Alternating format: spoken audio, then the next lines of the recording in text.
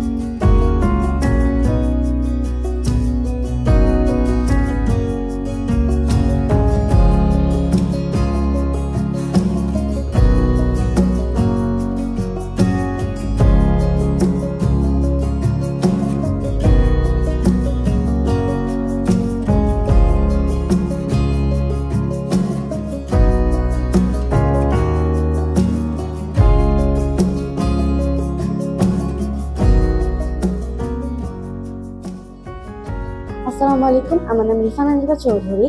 আজকে আমি যে বিষয়টি নিয়ে এঁকেছি তার থিম হচ্ছে একজন চা শ্রমিক। আমরা এখানে দেখতে পাচ্ছি নিচের অংশে রয়েছে একজন চা শ্রমিক, মহিলা চা শ্রমিক, এবং উপরের অংশে রয়েছে একটি চা বাগান। আমার এই কাজটি করে খুবই আনন্দিত লেগেছে। এটি আমার জন্য একটা নতুন অভিজ্ঞতা ছিল। ধন্যবাদ। আমার নাম মির শামসান। আমি আজকে প্রথমবার এই বাসচিত্র কর্মশালায় এসেছি। এই বাসচিত্র কর্মশালায় আমার বিষয় ছিল নিচের অংশে জেলে পোলো দিয়ে মাছ হচ্ছে এবং উপরের অংশে সবজি বা কোনো মাছ রোদে শুকানো রয়েছে। আসসালামু আলাইকুম, আমার নাম নুসরাত জাহান নরিন। আজকে আমরা বাস কর্মশালায় বাঁশের ওপরে কাজ করেছি। আমার বিষয় হচ্ছে ফেরিওয়ালা গহনা বিক্রি করছে। আগে মূলত বেশি ফেরিওয়ালাদের দেখা যেত, এখন বর্তমানে দেখা যায় না বেশি। এখানে ফেরিওয়ালা কাঁধে করে শাড়ি বিক্রি করছে এবং গহনার বাক্সে চুড়ি, বিভিন্ন ধরনের মালা, টিপ এগুলো বিক্রি করা হয়। ধন্যবাদ। আসসালামু আলাইকুম, আমার নাম সৈয়দা আমিনা ওয়াফিয়া। আমি আজকে বাসচিত্র কর্মশালায় যে চিত্রটি এঁকেছি, এটা নিচের অংশে একজন কুমার হুইল ঘুরিয়ে হাগি তৈরি করছে এবং উপরে শখের হাগি। এই পুরোটি আমি একটি বাঁশের উপর এঁকেছি। এটি আমার জন্য একটি নতুন অভিজ্ঞতা ছিল। ধন্যবাদ। আসসালামু আলাইকুম, আমার নাম লামিয়া লাবণ্য। আজকে বাস কর্মশালায় আমি একটি বাঁশের উপরে কাজ করেছি। আমার বাঁশের বিষয় ছিল উপরের অংশে জামদানি শাড়ি সাজানো এবং নিচের অংশে একটি তাঁতি শাড়ি বুনছে। আজকে এই বাস কর্মশালায় এসে আমি অনেক কিছু নতুন শিখতে পেরেছি। আমার নতুন অনেক অভিজ্ঞতা হয়েছে। ধন্যবাদ। আসসালামু আলাইকুম, আমি আরমিনানুর তানিশা। আমি বাস কর্মশালায় বাসচিত্রের উপর একটি কাজ করেছি। আমার বিষয়টি ছিল নিচে হামান দিস্তে শস্য ভাঙ্গড়া এবং উপরের অংশে ছিল কিছু শস্য দানা। আমি কাজটি প্রথমবার করেছি এবং কাজটি করতে আমি আনন্দ বোধ করেছি। ধন্যবাদ। আসসালামু আলাইকুম, আমার নাম স্বাধীনা শুক্রিয়া আঁচল। আজকে বাসচিত্র কর্মশালায় এসে আমি একটি হারানো পেশার উপর কাজ করেছি। এই পেশাটি হচ্ছে টিয়া পাখির মাধ্যমে ভাগ্য গণনা করা। ভাগ্য গণক হলো টিয়া পাখিকে নিয়ে বসে, অনেকগুলো চিঠি থাকে, মানুষজন হলো 10 টাকা করে দেয়, আর সেই পাখি হলো চিঠিটা সিলেক্ট করে। তো এই যে এইখানে দেখানো নিচের চিত্রটিতে দেখানো আছে ভাগ্য গণকের হাত, এই যে টিয়া পাখি, আর উপরে হলো 2টি চিঠি টিয়া পাখি সিলেক্ট করেছে। প্রিয় শিক্ষার্থী এবং অভিভাবকবৃন্দ, আসসালামু আলাইকুম।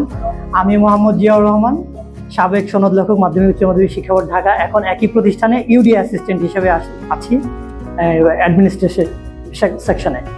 তো আপনাদেরকে দুটো কথা বলার জন্য একটু আমি করলাম। আমার খুবই ভালো লাগছে, মনসিজ আর্ট একাডেমি বরাবরই সৃজনশীল নিত্য নতুন কিছু কর্মশালা নিয়ে আপনাদের মাঝে হাজির হয় এবং আপনাদের স্বতঃস্ফূর্ত পার্টিসিপেশন থাকে সবসময়। এই জন্য আপনাদেরকে অনেক ধন্যবাদ। খুদে শিক্ষার্থীরা অনেক সময় ধরে তোমরা এই কর্মশালায় ছিলে, তোমাদের অনবদ্য অংশগ্রহণে কর্মশালাটি সফলভাবে সম্পন্ন হয়েছে। বিশেষ ধন্যবাদ আর্টিস্ট শামীম হোসেনকে, উনি বাফার সাবেক শিক্ষার্থী এবং বর্তমানে বাফার একজন টিচার এবং Vinci academy of fine arts এর কর্ণধার। তো ওনাকে বিশেষ ধন্যবাদ। উনি পটচিত্র বা বাসশিল্পের যে পটচিত্র, এটাতে শিক্ষার্থীদের উনি প্রশিক্ষণ দিয়েছেন। আর বিশেষ ধন্যবাদ আর্টিস্ট সাদিয়া শারমিনকে, মনসিজ আর্ট একাডেমির কর্ণধার।